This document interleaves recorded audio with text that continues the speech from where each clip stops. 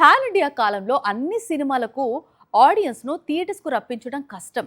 ప్రస్తుతం బాక్సాఫీస్ దగ్గర స్టార్ వాల్యూకు చాలా డిమాండ్ ఉంది.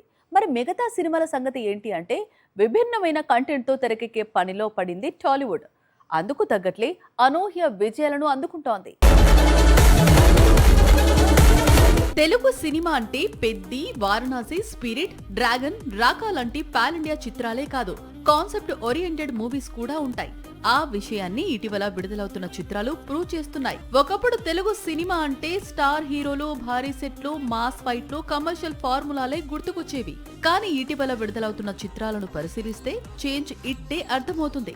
సంగీతం, మా ఇంటి బంగారం, రావు బహదూర్, నాగబంధం లాంటి చిత్రాలు తెలుగు సినిమాకు కొత్తదనాన్ని తీసుకొస్తున్నాయి. గత కొద్ది వారాల్లో విడుదలకు సిద్ధమైన కొన్ని చిత్రాలను పరిశీలిస్తే టాలీవుడ్ లో ఒక నిశ్శబ్దమైన మార్పు మొదలైందని స్పష్టంగా కనిపిస్తోంది. ఈ మార్పు కేవలం కొత్త కథలు చెప్పడంలోనే కాదు, సినిమాలను నిర్మించే విధానం, బడ్జెట్ వినియోగం, మార్కెటింగ్, ఎంతైనా రిస్క్ తీసుకుంటున్న నిర్మాతల తీరు ట్రేడ్ ను ప్రేక్షకులను ఆశ్చర్యపరుస్తోంది. కొత్తదనం కోసం పరుగులో కొన్నిసార్లు ఫెయిల్యూర్స్ ఎదురు కావచ్చు. ఛాంపియన్, బైకర్, డెకాయిట్ లాంటి చిత్రాలు ప్రేక్షకులను పెద్దగా మెప్పించలేకపోయాయి. కానీ రిలీజ్ కు ముందు ఈ సినిమాలకు కనిపించిన పాజిటివ్ బస్, బలమైన ఓపెనింగ్స్ మంచి పరిణామంగా చెప్పుకోవచ్చు. సాక్షి టీవీ ప్రసారాలను నిలిపివేయటం చట్టరీత్యా నేరం.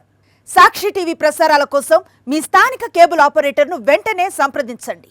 DTH లో, ఇంటర్నెట్ లో కూడా సాక్షి టీవీ ప్రసారాలను వీక్షించవచ్చు.